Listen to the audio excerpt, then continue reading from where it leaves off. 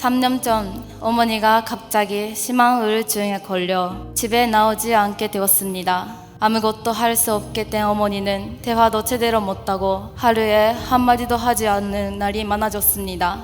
언니가 8년 전 병으로 소화했을 때 어머니가 얼마나 고통받았고 슬픔을 버텼는지 봐왔습니다. 사랑하는 아이를 먼저 떠나보내고 비겁대기처럼 된 어머니가 치매에 걸린 할머니를 돌보며 홀로 눈물을 흘리던 그 심정을 알아주지 못했다는 것을 깨달았습니다.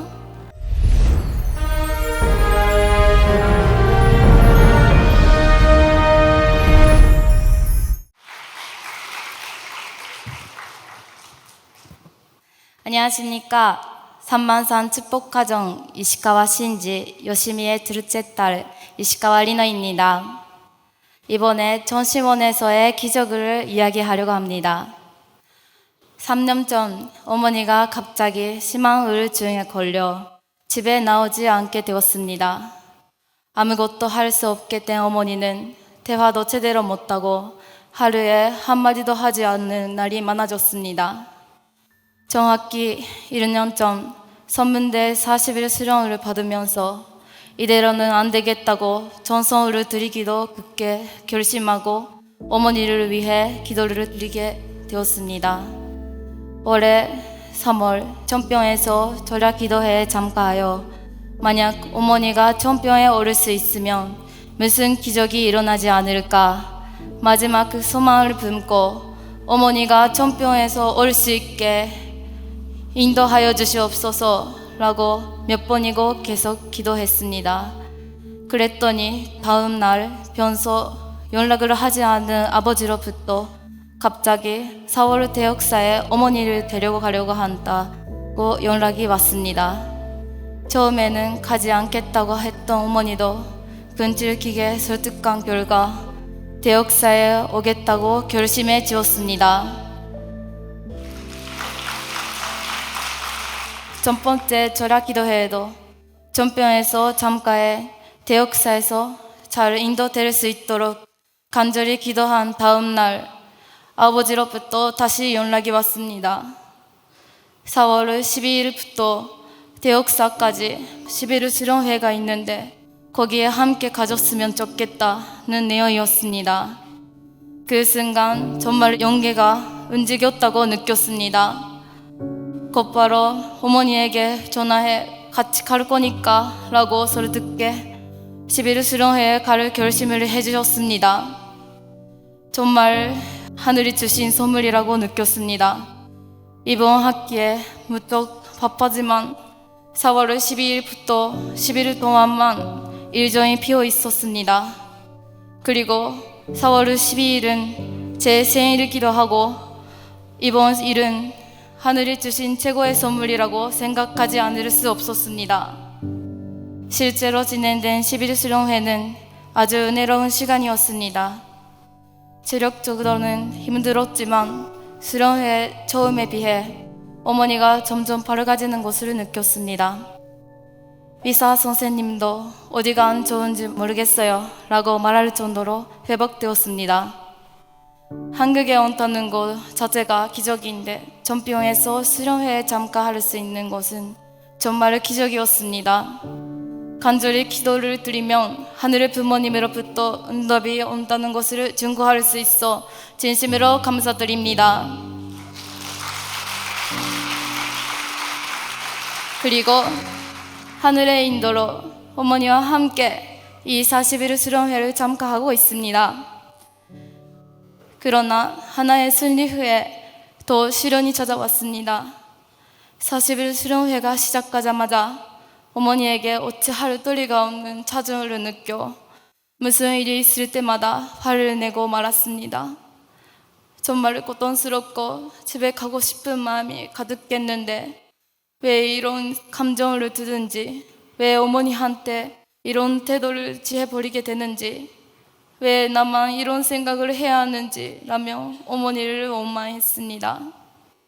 어느 날 절야 전선 때 장어머님을 위해 장어머님을 모시고 싶은 심정으로 기도를 드렸는데 갑자기 죄송한 마음이 들었습니다. 단 한 명의 육신의 부모조차 모시지 못하는 내가 장어머님을 위해 무엇을 할 수 있는지 할 자격이 없다는 것을 깨달았을 때 정말 회개했습니다. 그 순간 그동안 고생해온 어머니의 심정을 떠올랐습니다. 언니가 8년 전 병으로 소화했을 때 어머니가 얼마나 고통받았고 슬픔을 버텼는지 봐봤습니다.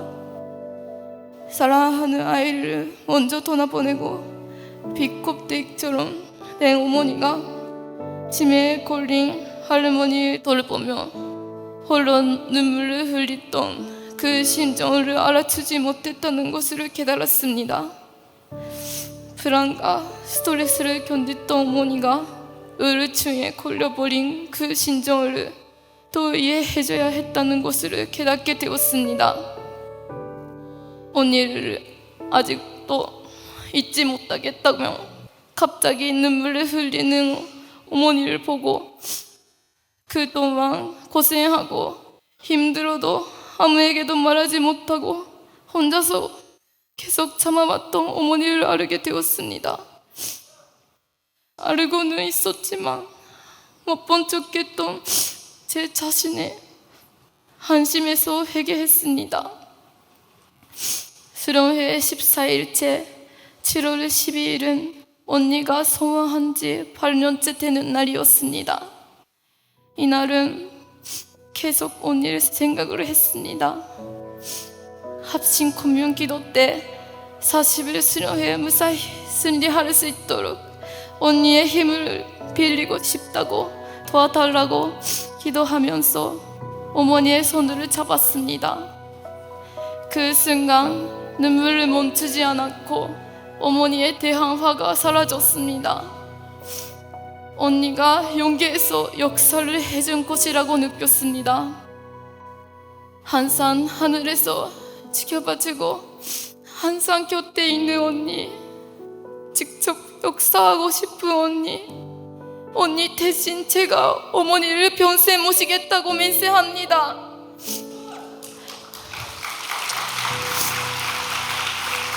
전시원에서 전성을 드리며 반드시 인도된다, 간절히 기도드리며 반드시 하늘이 응답해 주신다고 하셨습니다.